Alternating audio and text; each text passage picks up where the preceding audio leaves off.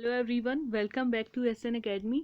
Guys, आज हम cover करने वाले हैं जो हमारी यूनिट सेकंड है यानी रिसर्च एप्टीट्यूड वाली, उसका टॉपिक है ये हमारा टाइप्स ऑफ रिसर्च। ठीक है, इससे पहले मैंने आपको एक और क्लास ली है रिसर्च की। और गाइस, जो यूनिट 4 है कम्युनिकेशन वाली और जो यूनिट 6 है लॉजिकल रीजनिंग वाली, ये दोनों ही मैंने आपको कंप्लीट करवा दी हैं। ठीक है, इनकी सारी वीडियोस मैंने अपलोड कर दी हैं, अलग से प्लेलिस्ट बनाई, नीचे डिस्क्रिप्शन में डाल रही हूँ, ऊपर राइट साइड में आई बटन पे भी लिंक मिल जाएगा आपको। ठीक है, तो यहाँ से आप जा सकते हैं और सारी वीडियोस कवर करनी है गाइज आपको, अगर आपका टारगेट है नेट या फिर जेआरएफ क्लियर करना। ठीक है, तो आज हम करेंगे टाइप्स ऑफ रिसर्च, ये हमारी यूनिट सेकंड का टॉपिक है। ठीक है, इसकी भी अलग से प्लेलिस्ट बना दी है, तो इसमें सारी रिसर्च की वीडियो डलेंगी। ठीक है, इसका भी लिंक आपको डिस्क्रिप्शन में मिल जाएगा। सबसे पहले सब्सक्राइब कर दो अगर अभी तक किया नहीं है, और बेल आइकन को प्रेस कर दो गाइज, ताकि नेक्स्ट वीडियो का नोटिफिकेशन आपको ऑटोमेटिकली मिल जाए। ठीक है, तो गाइज चलो आज स्टार्ट करते हैं। टॉपिक हमारा टाइप्स ऑफ रिसर्च। तो जो हमारे टाइप्स ऑफ रिसर्च है गाइज, उनको हम डिफरेंस वाइज चेक करेंगे। ठीक है, अगर उनके डिफरेंस देखेंगे कि दो का डिफरेंस देख रहे हैं आपस में, तो इससे क्या होगा, हमारे जो माइंड में इजीली से क्लियर हो जाएगा सारा, और माइंड में रह जाएगी वो बात, अदरवाइज स्किप हो जाती है, याद नहीं रहती हमें। जब डिफरेंस करते हैं तो चीज़ें ज़्यादा अच्छे से क्लियर हो जाती है। ठीक है, इसलिए जितना हो सकेगा उन टाइप्स का हम डिफरेंस करके देखेंगे, और जो नहीं हो पाएंगे उनको फिर बाद में एक्सप्लेन करेंगे। ठीक है गाइस, टाइप्स ऑफ रिसर्च में से क्वेश्चन पक्का देखने को मिलता है हमें एग्जाम में, तो ये टॉपिक बहुत अच्छे से करना है। और बहुत सारे टाइप्स होते हैं हमारे रिसर्च के, बहुत सारे। ठीक है, तो मैं कोशिश कर रही हूँ कि ज़्यादा से ज़्यादा आपको यहाँ पे कवर करवा दूँ आज की क्लास में। ठीक है, तो चलो जी अब स्टार्ट करते हैं टाइप्स ऑफ रिसर्च। तो गाइस, सबसे पहले देखो, research can be categorized on the basis of its process, application, inquiry mode, ideas, newness, objectives and logics etcetera. ठीक है, यानी रिसर्च को हम बहुत तरीके से कैटेगराइज करके क्लासीफाई इसको हम कर सकते हैं। ठीक है, तो एक एग्जांपल देखो, सबसे पहले एक मिस्टर ए है, एक मिस्टर बी है हमारा। ठीक है, तो जो मिस्टर ए है वो जो रिसर्च कर रहा है उसका टॉपिक है इफेक्ट ऑफ डीमोनेटाइजेशन। ठीक है, जो नोटबंदी हुई थी उसका इफेक्ट क्या रहा, ये उस पर रिसर्च कर रहा है। ठीक है, तो इसमें ये क्या करेगा मिस्टर ए, ये करेगा जो पास डेटा है, पास डेटा पे करेगा, यानी क्योंकि जो डीमोनेटाइजेशन है वो चीज़ हो चुकी है पहले ही। ठीक है, तो उसका इफेक्ट चेक करना है, जो काम पहले हो चुका है, तो पास डेटा इसको हम बोलेंगे। ठीक है, तो करेगा क्या, लोगों से सैंपल फिल करवाएगा, सर्वे करेगा। ठीक है, क्वेश्चनियर यानी जो सेट ऑफ क्वेश्चन है, जो भी डिमोनेटाइजेशन के रिगार्डिंग वो जितने भी क्वेश्चन पूछना चाहता है उन सबका सेट बनाएगा, जिसको क्वेश्चनियर बोलते हैं। तो इनका वो क्या करेगा, सैंपल कलेक्ट करेगा, इनसे लोगों रिस्पोंडेंट से फिल करवाएगा इनको। ठीक है, डेटा कलेक्ट करेगा, उसके बाद कंक्लूजन निकालेगा। ठीक है, तो बेसिकली मिस्टर ए क्या कर रहा है, मिस्टर ए कर रहा है ए कैन ओनली डिस्क्राइब, वो डिस्क्राइब कर रहा है सिचुएशन को। ठीक है, जो अफेक्ट हुआ था डिमोनेटाइजेशन का उसको डिस्क्राइब कर रहा है, बट उसका कंट्रोल नहीं है वेरिएबल्स पे। ठीक है, नो कंट्रोल ओवर वेरिएबल्स, क्योंकि ये काम हो चुका है तो उसका कोई कंट्रोल नहीं है इस बात पे, वो सिर्फ क्या कर रहा है, लोगों के व्यूज ले रहा है इस बात पे। ठीक है, तो इस टाइप की जो रिसर्च होती है गाइज, उसको हम एक्सपोज्ड फैक्टो रिसर्च बोलते हैं। ठीक है, एक्सपोज्ड यानी जो हो चुका है पहले ही, उसका इफेक्ट आइडेंटिफाई करना। ठीक है, उसको हम बोलते हैं एक्सपोज्ड फैक्टो, जो चीज़ हो चुकी है उसको स्टडी करना।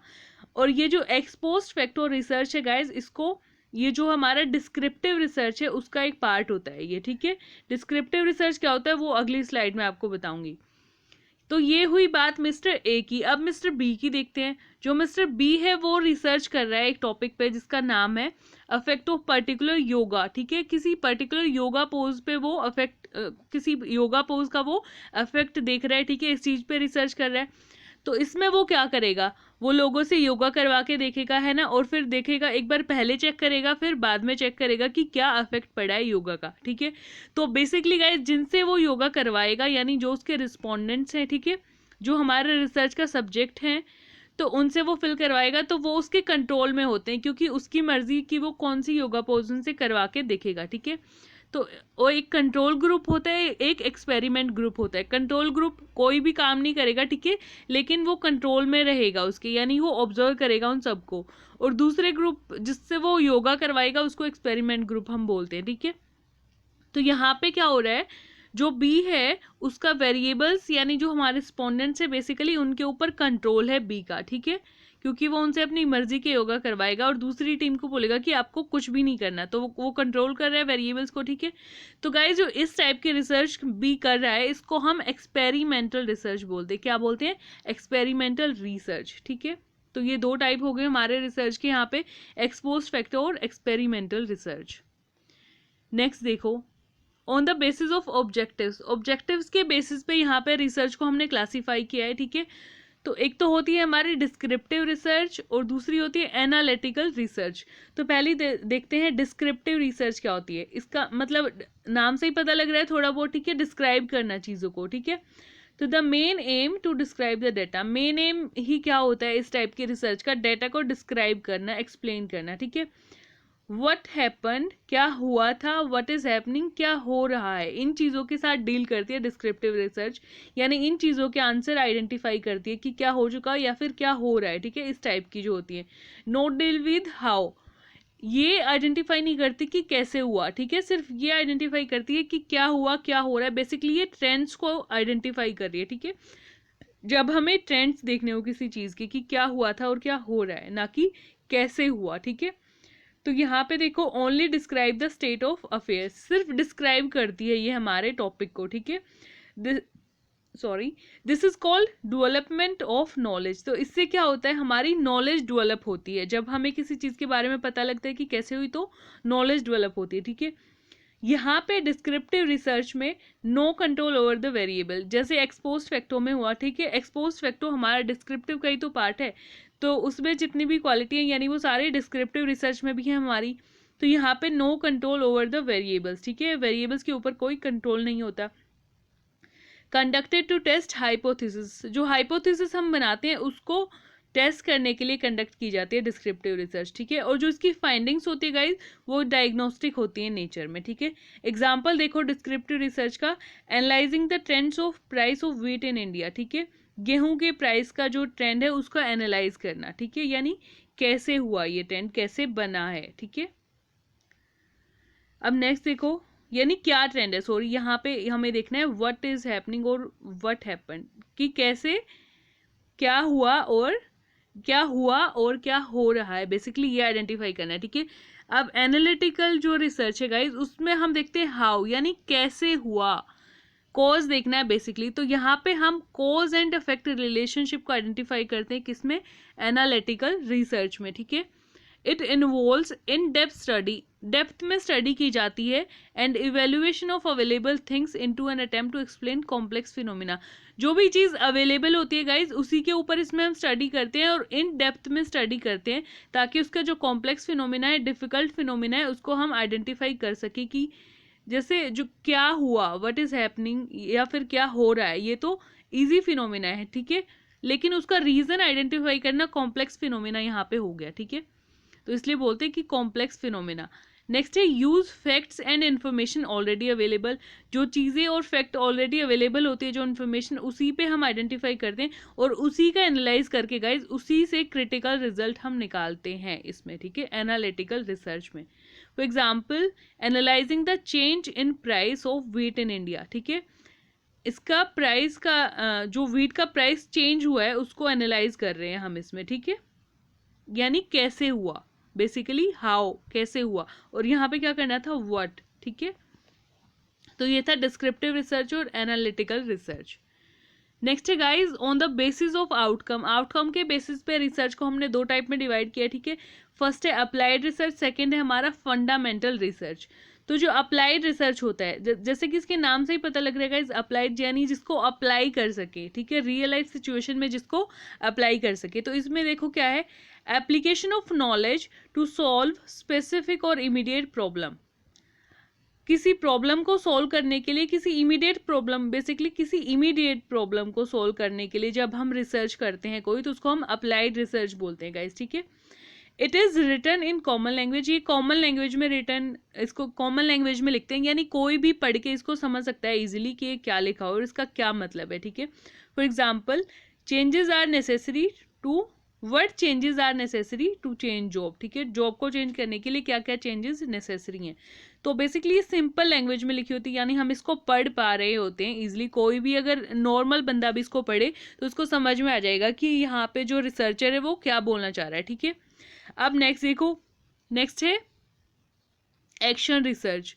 ये इसी का एक पार्ट होता है गाइज, अप्लाइड रिसर्च का ही हमारा पार्ट होता है क्या, एक्शन रिसर्च, ठीक है, हमें ये याद रखना है। ऐसे क्वेश्चन आ जाते हैं एग्जाम में कि अप्लाइड और एक्शन दोनों दे देंगे, तब हम कंफ्यूज हो जाते हैं कि हमारा आंसर क्या होगा, क्योंकि जो एक्शन है वो अप्लाइड का ही एक पार्ट है, ठीक है। तो यहाँ पे डिफरेंस क्या है इन दोनों में वो देखो, इसको अच्छे से समझो आप। जो एक्शन रिसर्च होता है as a part of it, applied का एक पार्ट होता है, ठीक है। It is research to solve the immediate problem within short period and at individual level or particular institutional level only। यानी जो अप्लाइड रिसर्च होता है गाइज हमारा वो थोड़े बड़े लेवल पे होता है, ठीक है। जो एक्शन रिसर्च होता है वो शॉर्ट पीरियड, छोटे पीरियड के लिए होता है बिल्कुल, और इंडिविजुअल लेवल या फिर पर्टिकुलर किसी इंस्टीट्यूशन के लेवल पे ही होता है, जबकि अप्लाइड इससे थोड़ा ब्रॉड लेवल पे होता है। सिर्फ यही डिफरेंस है इन दोनों में, ठीक है। एग्जाम्पल देखते ही आपको पता लग जाएगा कि अगर वो इंडिविजुअल लेवल पे हुआ है या फिर किसी पर्टिकुलर इंस्टीट्यूशन के लेवल पे हुआ है तो वो हमारा एक्शन रिसर्च होगा, अदरवाइज थोड़े बड़े लेवल पे हुआ लाइक सिटी लेवल पे तो वो हमारा अप्लाइड रिसर्च हो जाएगा गाइस, ठीक है। अब जो एक और बात हमें ध्यान रखनी है वो ये है कि जो एक्शन रिसर्च है गाइस वो कर्ट लेविन लेके आए थे इसको 1940 में, ठीक है, एक्शन रिसर्च को। अब जो अप्लाइड रिसर्च होती है गाइस उसमें हम क्या करते हैं, basically A committee of 2 or more person which gives solution in specified time and action are taken, ठीक है।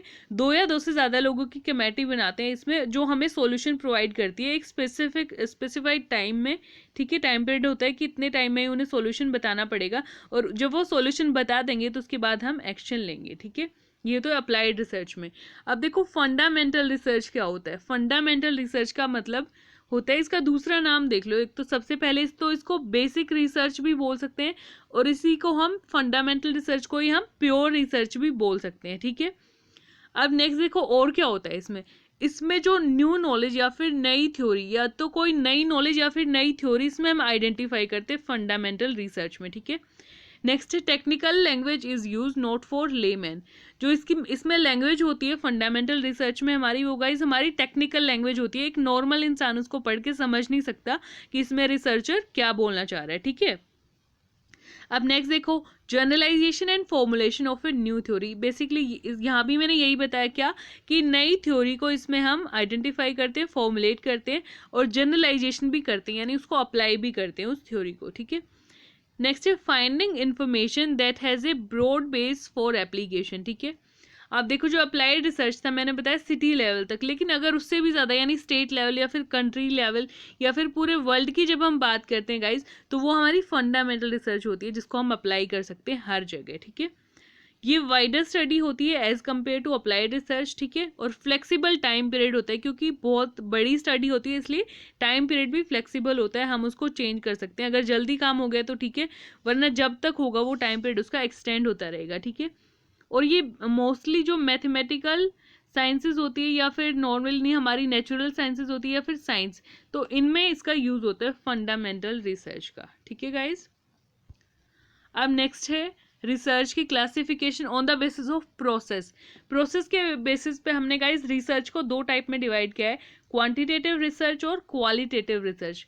तो क्वांटिटेटिव रिसर्च देखो सबसे पहले क्या है, applicable to phenomena that can expressed in quantity. जो फिनोमिना या जो एट्रीब्यूट या जो टॉपिक जिसको हम क्वांटिटी में एक्सप्रेस कर सकते हैं गाइज, वो हमारा क्वांटिटेटिव रिसर्च बन जाएगा, ठीक है। It deals with quantitative phenomena on the basis of. अब जो हमारी क्वांटिटेटिव रिसर्च है गाइज वो एक फिनोमिना, एक कंसेप्ट के ऊपर काम करती है, ठीक है। वो कंसेप्ट है वर्ल्ड या फिर यूनिवर्स इज स्टेबल, ठीक है। यूनिवर्स स्टेबल है एंड कैन बी मीजर्ड, ठीक है, उसको मीजर कर सकते हैं हम, इसलिए तो क्वांटिटी में उसको, जब भी क्वांटिटी की बात होगी बात मीजरमेंट की होगी, ठीक है। तो यानी इससे हम याद रख सकते हैं कि क्वांटिटेटिव रिसर्च में मीजर कर सकते हैं जो यूनिवर्स है वो स्टेबल है, ठीक है। सेकेंड थिंग इसमें है इट फॉलोज डिडक्टिव अप्रोच, जो हमारी क्वांटिटेटिव रिसर्च होती है वो डिडक्टिव अप्रोच को फॉलो करती है, ठीक है।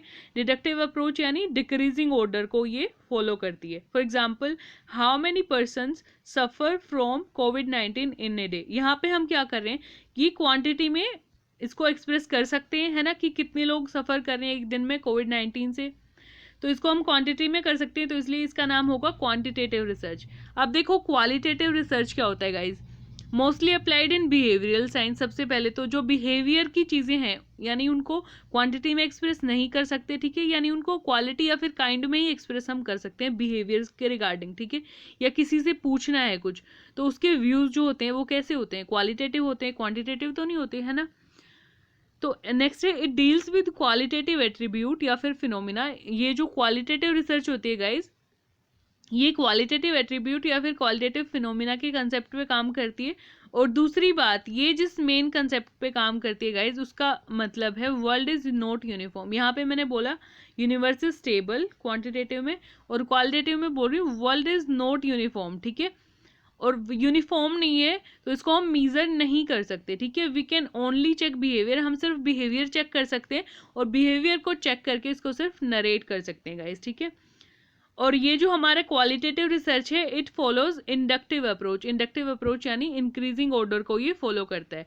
एग्जाम्पल देखो क्वालिटेटिव रिसर्च का क्या हो सकता है, वाई पर्सन सफर्स फ्रॉम कोविड-19, क्यों करते हैं। अब इसको क्वांटिटी में तो हम बता नहीं सकते, क्वालिटेटिव फॉर्म में इसको बता सकते हैं, इसलिए ये हमारा हो गया क्वालिटेटिव रिसर्च।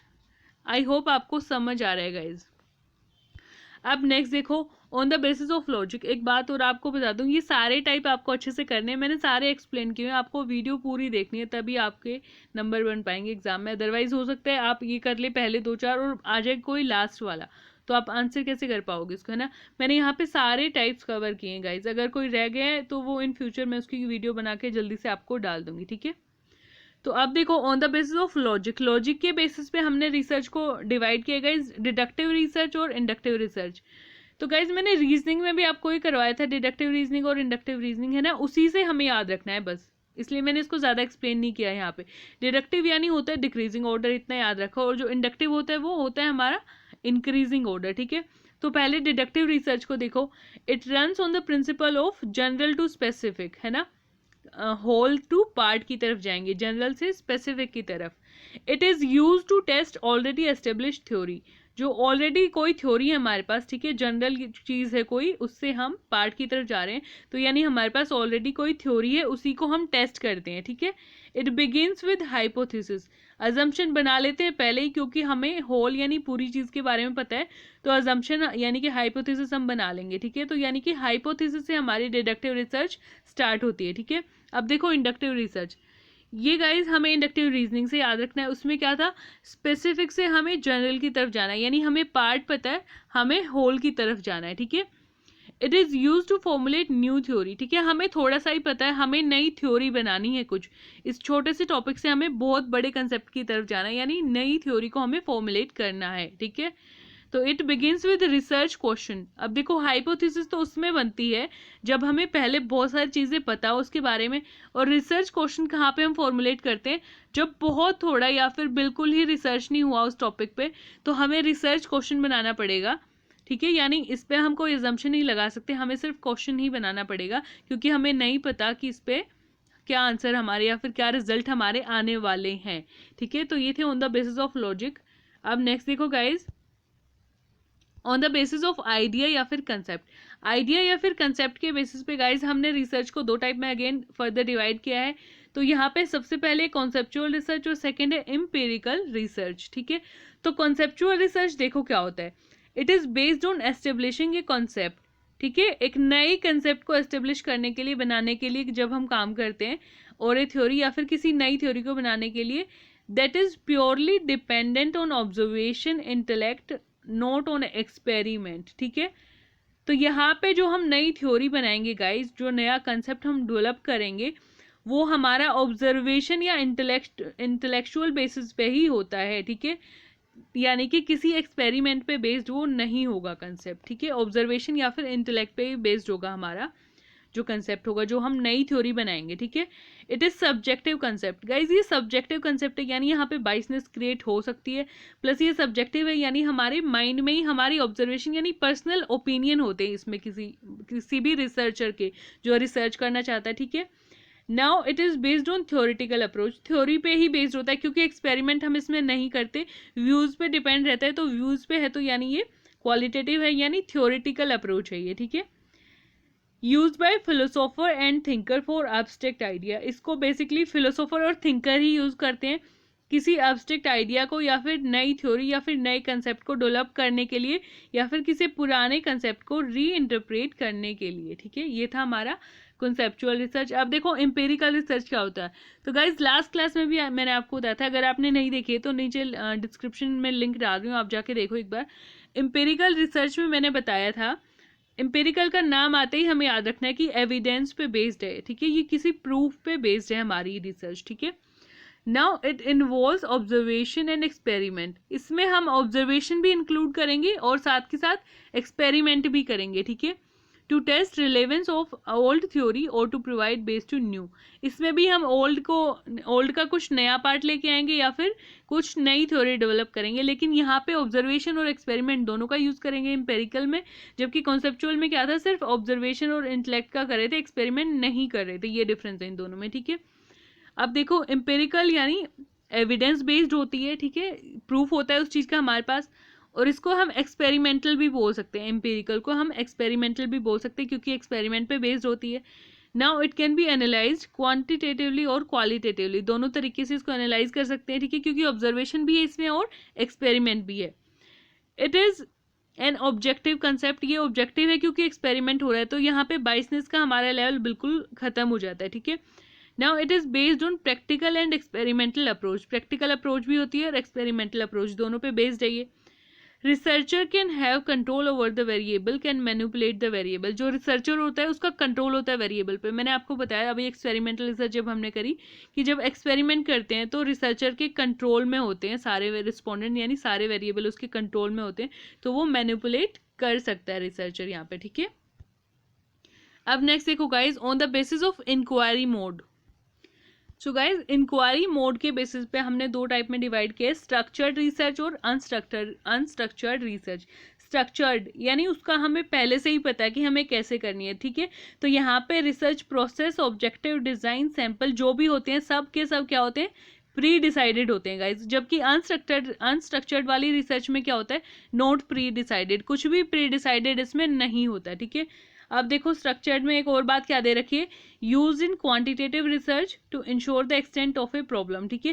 क्वांटिटेटिव रिसर्च में हम इसको यूज कर सकते हैं, जो हमारी बेसिकली स्ट्रक्चर्ड होते हैं गाइज वो हमारी मोस्टली क्वांटिटेटिव रिसर्च ही होती है, ठीक है, और जो अनस्ट्रक्चर्ड हमारी होगी जिनका हमें पहले से प्री डिसाइडेड नहीं है तो वो हमारी क्वालिटेटिव रिसर्च मानी जाती है। जो अनस्ट्रक्चर्ड होती है उसका एक प्लस पॉइंट ये है गाइज कि यहाँ पे हमारे पास फ्लेक्सिबिलिटी होती है, हम चेंज कर सकते हैं प्रोसेस, ऑब्जेक्टिव, मेथड, हम सब कुछ इसमें चेंज कर सकते हैं जैसे जैसे रिजल्ट आते जाएंगे वैसे वैसे, ठीक है। अब नेक्स्ट देखो guys, on the basis of objective, objective के बेसिस पे हमने पहले भी किया था डिस्क्रिप्टिव वाला पोर्शन। अब ऑब्जेक्टिव के बेसिस पे यहाँ पे एक बार एक्सप्लोरेटरी और कंक्लूसिव रिसर्च और कर लेते हैं, ठीक है। तो एक्सप्लोरेटरी जैसा कि इसके नाम से हमें पता लग रहा है एक्सप्लोर करना है कुछ यहाँ पे, ठीक है। तो गाइज हमें याद रखना है इसमें एक्सप्लोरेटरी में कि यहाँ पे हम रिसर्च क्वेश्चन जो होता है, रिसर्च क्वेश्चन क्या हो गया जहाँ पे पहले से उसकी रिसर्च नहीं हुई है, ठीक है, उस टॉपिक पे रिसर्च नहीं हुई है तो वहाँ पे हम रिसर्च क्वेश्चन बनाते हैं, और जहाँ पे हो चुकी है रिसर्च, ठीक है, तो वहाँ पे हम हाइपोथेसिस बनाते हैं। ये देखो कंक्लूसिव में हाइपोथेसिस है, तो पहले एक्सप्लोरेटरी देखो, explore research question and does not intend to offer final solution, तो यहाँ पे बेसिकली हम रिसर्च क्वेश्चन को ही एक्सप्लोर करते हैं, ठीक है। यही होता है एक्सप्लोरेटरी रिसर्च में कि जो रिसर्च क्वेश्चन होता है उसी को एक्सप्लोर करते हैं और कुछ नहीं करते इसमें। आगे का काम होता है हमारा कंक्लूसिव रिसर्च में, इसमें क्या करते हैं, it test and authenticates the hypothesis revealed by exploratory research. जो रिसर्च क्वेश्चन हमने एक्सप्लोर किया यानी हाइपोथेसिस बन गई वो हमारी, तो उसको हम आगे फर्दर प्रोसेस करेंगे कंक्लूसिव रिसर्च में, ये याद रखना है, ठीक है, ऐसे रिलेट करती हैं। पहले वाला काम इसमें होता है, दूसरे वाला इसमें, ठीक है। अब देखो जो एक्सप्लोरेटरी होती है वो होगी हमारी क्वालिटेटिव नेचर में, क्योंकि रिसर्च क्वेश्चन आइडेंटिफाई करेंगे, और इसमें क्या करेंगे कंक्लूसिव में, जो हमारी हाइपोथेसिस होती है उसको फर्दर हम डेटा कलेक्ट करेंगे और बाकी सारे काम करेंगे, यानी क्वांटिटेटिव हो गई ये नेचर में, ठीक है। अब नेक्स्ट देखो, ऑब्जेक्टिव क्या होता है एक्सप्लोरेटरी रिसर्च का, is to develop hypothesis rather than testing. Hypothesis को ही डेवलप करना होता है, टेस्टिंग उसकी कहाँ होती है, कंक्लूसिव रिसर्च में, ठीक है। नेक्स्ट देखो, टू गेन डीपर अंडरस्टैंडिंग। किसी भी चीज़ को इन डेप्थ में अगर हमें जाना है तो हमें एक्सप्लोरेटरी रिसर्च करनी पड़ेगी, ठीक है। नेक्स्ट है provide direction in structured way. इसमें स्ट्रक्चर्ड वे होता है, यानी सब कुछ प्री डिसाइडेड होता है, ठीक है। अब नेक्स्ट देखो, conducted for a problem that has not been studied more clearly. उस प्रॉब्लम के ऊपर काम करना जिसपे बहुत थोड़ा अभी तक काम हुआ है, ठीक है, बहुत ही थोड़ा काम हुआ है, तो उसको और ज़्यादा क्लियर करने के लिए हम करते हैं एक्सप्लोरेटरी रिसर्च। नेक्स्ट देखो, डिटरमाइन बेस्ट रिसर्च डिज़ाइन। इसमें बेस्ट रिसर्च डिज़ाइन यहाँ पे डिटरमाइन करती है एक्सप्लोरेटरी रिसर्च हमारा, ठीक है, क्योंकि इसका काम ही होता है रिसर्च क्वेश्चन को डेवलप करना।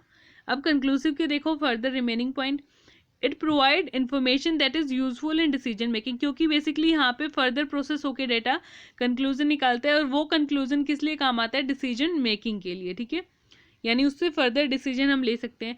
और जो कंक्लूसिव रिसर्च होती है गाइस, उसको फर्दर हम डिवाइड कर सकते हैं टू टाइप में, डिस्क्रिप्टिव और कैजुअल रिसर्च, ठीक है। तो ये थे on the basis of objective. अब कुछ हमारी और टाइप ऑफ रिसर्च है जिनको हम डिफ्रेंशिएट नहीं कर सकते गाइस, तो उनको हम सिंगल सिंगल देखेंगे। तो सबसे पहले कैजुअल रिसर्च देखो, इसको हम एक्सपेरिमेंटल भी बोल देते हैं कभी कभी, ठीक है। Now it is concern with exploring the effect of one variable on another. Casual में हमें याद रखना है गाइस क्या, कि अफेक्ट चेक करते हैं इसमें एक वेरिएबल का दूसरे वेरिएबल के ऊपर क्या अफेक्ट होगा, इसमें ये चेक करते हैं किसमें, कैजुअल रिसर्च में, ठीक है। Now it requires a sequential approach of sampling. तो इसमें एक सिक्वेंशियल अप्रोच होती है कि पहले सैम्पलिंग हम डिसाइड करेंगे, फिर डाटा कलेक्शन करेंगे, डाटा को एनालाइज करेंगे। तो ये सारी चीज़ें जो एक नॉर्मल रिसर्च में की प्रोसेस में होती हैं वो सारी कैजुअल रिसर्च में होती है, ठीक है, क्योंकि इसमें हम क्या कर रहे हैं, अफेक्ट देख रहे हैं एक वेरिएबल का दूसरे वेरिएबल के ऊपर, ठीक है। और मोस्टली प्योर साइंसेज की जो हमारी रिसर्च होती है उनको हम कैजुअल रिसर्च बोलते हैं, क्योंकि उन्हीं में हम एक वेरिएबल का दूसरे वेरिएबल के ऊपर इफेक्ट देखते हैं, बट हम सोशल साइंस में भी ऐसा करते हैं, ठीक है।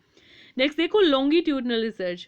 गाइस जो लॉन्गिट्यूडनल हमारी रिसर्च होती है, इसका मतलब होता है कि जो हमारा एक सब्जेक्ट है उसी के ऊपर हम काम करें, ठीक है, टाइम टू टाइम, पहले उससे डेटा कलेक्ट किया, फिर किया, फिर किया, यानी एक सीरीज में हम सेम सब्जेक्ट से जब डेटा कलेक्ट करते हैं, ठीक है। इसको देखो, it is confined to the process in which data is gathered from same subject repeatedly over a period of time, ठीक है। एक ही बंदे से हम पूछते हैं, आज कुछ पूछा, ठीक है, 10 दिन बाद भी फिर वही पूछ रहे हैं, उसके बाद भी वही पूछ रहे हैं। बेसिकली जब एक्सपेरिमेंट करते हैं, सपोज एग्जांपल ले लो, यहाँ पे योगा में करवा रही हूँ, ठीक है, तो योगा का इफेक्ट मुझे देखना है, तो पहले दिन मैंने कुछ और पूछा, ठीक है, 10 दिन बाद सेम बात पूछी तो कुछ और रिजल्ट आएंगे, ठीक है, फिर एक महीने बाद कुछ और बात, एक महीने बाद वही बात पूछी तो रिजल्ट कुछ और आएंगे, ठीक है, यानी उसी सब्जेक्ट पे हम काम कर रहे हैं और रिपीटेडली, ठीक है, repeatedly over a period of time, बार बार उसी से पूछ रहे हैं सेम क्वेश्चन। उससे डिफरेंस हमें आइडेंटिफाई करने को मिल जाएगा कि क्या इस योगा करने से क्या इफेक्ट इस पे आया है, इस बंदे पे, ठीक है, हमारे रिस्पोंडेंट पे। ये था लॉन्गिट्यूडनल। नेक्स्ट देखो, problem oriented research. Problem oriented research में हमें याद रखना है गाइस, इसमें जो इंडस्ट्री होती है, अब जैसे क्लोथिंग की बहुत सारी शॉप होती हैं, ठीक है, अलग अलग, तो लेकिन उनकी एक इंडस्ट्री होती है अलग से, टेक्सटाइल इंडस्ट्री। तो बेसिकली जब सारी कंपनीज को कुछ प्रॉब्लम फेस करनी पड़ती है, जो इंडस्ट्री एपेक्स बॉडी होती है, एपेक्स बॉडी यानी हाईएस्ट बॉडी, तो जो इंडस्ट्री है वो क्या करेगी, उस प्रॉब्लम को सॉर्ट आउट करने के लिए काम करेगी, तो उसको हम बोलते हैं प्रॉब्लम ओरिएंटेड रिसर्च, ठीक है। तो यहाँ पे जो प्रॉब्लम का सॉल्यूशन आएगा उससे डिसीजन लेगी इंडस्ट्री की कैसे इस प्रॉब्लम को सॉल्व किया जा सकता है। नेक्स्ट देखो, problem solving research. Problem oriented में क्या था, इंडस्ट्री कर रही थी रिसर्च, क्योंकि सारी कंपनीज को वही प्रॉब्लम फेस करनी पड़ रही थी। अब क्या है गाइस, इंडिविजुअल कंपनी को कोई प्रॉब्लम है, सारी इंडस्ट्री को नहीं है, तो वो खुद अपने लेवल पे उस प्रॉब्लम को सॉल्व करेगी, तो यहाँ पे इसको हम बोलेंगे प्रॉब्लम सॉल्विंग रिसर्च, ठीक है। तो यहाँ पे जो main aim of research is to discover some solution for some practical problem, और इंडिविजुअल लेवल पे होती है ये। फर्म जो एक कंपनी होती है वो खुद ही उसको प्रॉब्लम को सोल्व करने के लिए रिसर्च करती है, उसको बोलते हैं प्रॉब्लम सॉल्विंग। और जो पूरी इंडस्ट्री कर रही हो तो उसको बोलेंगे प्रॉब्लम ओरिएंटेड रिसर्च, ठीक है। नेक्स्ट देखो गाइस, फिनोमिनोलॉजी। फिनोमिनोलॉजी क्या होता है, अब in this researcher attempts to understand how one more individual experience the same, यहाँ पे सिर्फ वन है, ठीक है, वन और मोर, ठीक है, तो in this researcher attempt to understand how one or more individual experience the same attribute of phenomena, यानी एक ही चीज को लेके दो बंदों के क्या व्यूज हैं, ठीक है। अलग अलग व्यू हो सकते हैं, जी हाँ बिल्कुल हो सकते हैं। आधे बंदे लॉकडाउन को सपोर्ट कर रहे हैं, आधे नहीं कर रहे हैं, ठीक है। तो यानी एक ही व्यू, एक ही टॉपिक है, लेकिन उस पर व्यूज हैं जो हमारे वो अलग अलग हैं, ठीक है। तो जब एक ही एट्रीब्यूट के अलग अलग फिनोमिना हम दो अलग अलग बंदों से देखेंगे तो उसको हम फिनोमिनोलॉजी बोलते हैं, ठीक है गाइज, ये फिनोमिनोलॉजी। अब नेक्स्ट देखो एथनोग्राफी। एथनोग्राफी को हमें याद रखना गाइज कल्चर से, ठीक है। जब कल्चर की बात करते हैं, कल्चर पे रिसर्च करते हैं, तो basically it focus on describing the culture of A group of people, ठीक है। जब किसी ग्रुप का हम कल्चर डिस्क्राइब करते हैं अपनी रिसर्च में तो उसको एथनोग्राफिक रिसर्च हम बोलते हैं। एक कल्चर, और कल्चर में क्या क्या होता है, शेयर्ड एट्रीब्यूट्स होते हैं, कुछ वैल्यूज होती हैं, कुछ नॉर्म्स होती है अपनी हर एक ग्रुप की, हर एक कल्चर की अलग से, ठीक है। तो इनको जब हम स्टडी करते हैं तो उसको क्या बोलते हैं, एथनोग्राफी, ठीक है। और एक और प्लस पॉइंट हमें इसमें याद रखना है guys, for example researcher go and live with tribal in Andaman and study the culture. जो रिसर्चर होता है गाइस वो वहाँ पे खुद जाता है उस एरिया में जहाँ पे उसको स्टडी करनी है, वहाँ पे खुद रहता है, क्योंकि कल्चर को वहाँ पे जब हम रहते हैं तभी उसको अच्छे से समझा जा सकता है, ठीक है, जब उसको खुद पे अप्लाई करते हैं। तो ये था एथनोग्राफिक रिसर्च। अब नेक्स्ट देखो केस स्टडी। केस स्टडी क्या होता है, ये बेसिकली मेडिकल साइंसेज में होता है, ठीक है। जैसे जो मेंटल पेशेंट होते हैं गाइज उनको हम स्पेशल ट्रीटमेंट देते हैं, और उसकी जो केस स्टडी है वो डॉक्टर या नर्सेज उस पूरे बंदे, उस एक बंदे की पूरी केस स्टडी यानी बिल्कुल इन डेप्थ उसकी स्टडी कर रहे होते हैं, ठीक है। उसके हर एक एस्पेक्ट को वो देखेंगे कि क्यों ये डिप्रेशन में आया, ये इसको क्या हुआ, ठीक है। हर एक एस्पेक्ट उसका चेक करेंगे, उसकी फैमिली हिस्ट्री चेक करेंगे, उसके एजुकेशनल सब कुछ, उसका फ्रेंड कैसे हैं। तो यानी इन डेप्थ में जब हम स्टडी करते हैं तो उसको हम क्या बोलते हैं, केस स्टडी, ठीक है। तो यहाँ पे डिटेल और इन डेप्थ स्टडी होती है जो हमारे रिस्पोंडेंट होते हैं उसकी, या फिर हो सकता है किसी पर्सन को ना लेके किसी और अलग किसी चीज़ के बारे में हम इन डेप्थ स्टडी करें, ठीक है। ज़रूरी नहीं कि पर्सन ही हो वो। अब नेक्स्ट देखो ग्राउंडेड थ्योरी। ग्राउंडेड थ्योरी क्या होता है, सबसे पहले तो ये इंडक्टिव टाइप ऑफ रिसर्च है। इंडक्टिव यानी कुछ इनोवेटिव करेंगे, इसमें कुछ नया करेंगे, ठीक है। Based on grounded observation of data, जो डाटा होता है उसकी ग्राउंडेड ऑब्जर्वेशन पे ये काम करता है, from which it was develop, जहाँ से डाटा को डेवलप किया उसकी ग्राउंडेड ऑब्जर्वेशन पे काम करता है, ठीक है। नेक्स्ट है guys historical research. Historical research क्या होता है, it allows one two discuss past and present event in the context of present, कि प्रेजेंट की कंडीशन के रिलेशन में पास्ट का जो अब हम एनालिसिस करते हैं गाइज वो हमारा होता है हिस्टोरिकल रिसर्च। और and it allows to reflect and provide possible answer to current issues और प्रॉब्लम। जो करंट में हम इश्यूज और प्रॉब्लम हो रहे हैं गाइज उनके रिगार्डिंग पास्ट में क्या हुआ था, यानी जब हम पास्ट को स्टडी करते हैं प्रेजेंट के साथ तो वो हमारी बेसिकली हिस्टोरिकल रिसर्च होती है, इतना याद रखना है इसमें, ठीक है।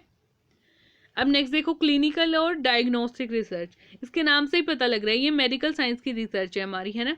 तो it is a branch of health care science. Health care science की रिसर्च होती है that determines the safety and effectiveness of medicine devices, diagnostic product and treatment regimes intended for human use. Human के use के लिए जितने भी medicine है, device है, डायग्नोस्टिक प्रोडक्ट है या फिर ट्रीटमेंट है, तो इन सब की जो रिसर्च होती है मेडिकल साइंसेज की जितनी भी रिसर्च होती है बेसिकली हेल्थ केयर साइंसेज की, उनको हम क्लिनिकल या फिर डायग्नोस्टिक रिसर्च बोलते हैं, ठीक है।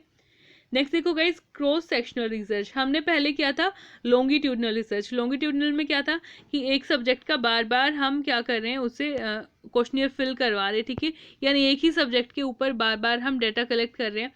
जो गाइस क्रॉस सेक्शनल होता है उसमें क्या होता है, ये लॉन्गिट्यूडनल का अपोजिट होता है, ठीक है। इसमें सिर्फ एक ही बार हम फिल करवाते हैं, ठीक है। It is one time interaction with respondent, एक ही बार इंटरेक्शन होता है रिस्पोंडेंट के साथ। नेक्स्ट देखो नरेटिव रिसर्च। जो नरेटिव रिसर्च होती है guys, it is an approach related to literature review. जो रिलेटेड लिटरेचर की हमारी स्टडी होते हैं, यानी जब हम रिव्यू बेस्ड स्टडी करते हैं, हम कोई डाटा कलेक्ट नहीं करते गाइस, हम जो प्रीवियस लिटरेचर है उसी के बेस पर स्टडी करते हैं, तो उस टाइप की है हमारी narrative research. It is less focused than systematic review. एक सिस्टमेटिक रिव्यू होता है गाइज रिसर्च करने का, तो उससे लेस फोकस्ड है ये, उससे थोड़ा कम फोकस्ड है। And reach toward a critical interpretation of literature. तो ये बेसिकली क्या करती है, क्रिटिकली इंटरप्रेट करती है प्रीवियस लिटरेचर को या फिर प्रीवियस जितने भी हमारे रिसर्च पेपर हैं उनको, ठीक है। ये था नरेटिव रिसर्च हमारा। अब नेक्स्ट देखो कोरिलेशनल रिसर्च। कोरिलेशनल यानी रिलेशन आइडेंटिफाई करना है हमें यहाँ, ठीक है, इस रिसर्च में। Now it identify the relation between two aspect of A situation. एक सिचुएशन के दो एस्पेक्ट के बीच में रिलेशन को आइडेंटिफाई करती है हमारी correlational research. It says that two variable can occur together but it does not mean that one is caused by other to happen. ठीक है, कि दो वेरिएबल एक साथ हो सकते हैं, लेकिन इसका मतलब ये नहीं है कि दोनों आपस की एक जो है एक ही हैपनिंग दूसरे पे डिपेंड करती है, ये बोल रहे हैं यहाँ पे। Now it can be helpful to identify leading to certain situation. ठीक है, फॉर एग्जाम्पल देखो इसका, how anxiety related to lockdown कोविड-19 पीरियड। ठीक है, तो यहाँ पे हम क्या कर रहे हैं कि जो लॉकडाउन जो एंग्जाइटी है, बेसिकली जो एंग्जाइटी का कोविड-19 के साथ हम कंपैरिजन कर रहे हैं। ठीक है, बट ज़रूरी तो नहीं कि जो हमारी एंग्जाइटी है गाइज वो कोरोना से ही आई हो। ठीक है, हो सकता है वैसे ही आ गई हो, बट हम यहाँ पे आइडेंटिफाई कर रहे हैं। तो यहाँ पे ये भी बोल रही हूँ मैं, ये बात बोलने के साथ साथ कि आपको बताना चाह रही हूँ कि जो एक वेरिएबल है कि ज़रूरी नहीं कि उसकी हैपनिंग दूसरे वेरिएबल पे डिपेंड करती हो। ठीक है, कोरिलेशनल रिसर्च बोलते हैं इसको। अब नेक्स्ट देखो, explanatory research. It explains why, how and when two aspect of situation are related. यहाँ पे हमने क्या देखा कोरिलेशनल में कि दो एस्पेक्ट के बीच का रिलेशन। अब यहाँ एक्सप्लेनेटरी में क्या देखेंगे कि जो उनका रिलेशन है वो कैसे है, क्यों है, कब है। ठीक है, ये सारी चीज़ें इसमें हम देखेंगे।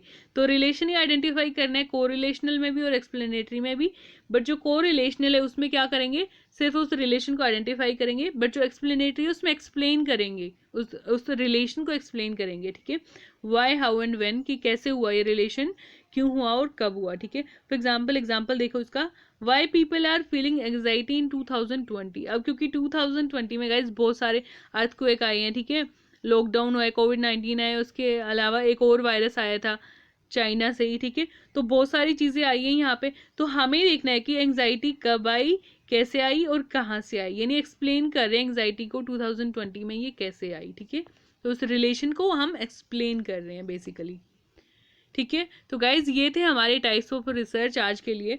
आई होप मैंने आपको सारे टाइप्स क्लियर करवा दिए हैं, और यही हैं जितने भी टाइप्स हैं। इसके अलावा अगर कोई होगा तो फर्दर वीडियो बनाऊंगी, बट अभी के लिए इतना ही है।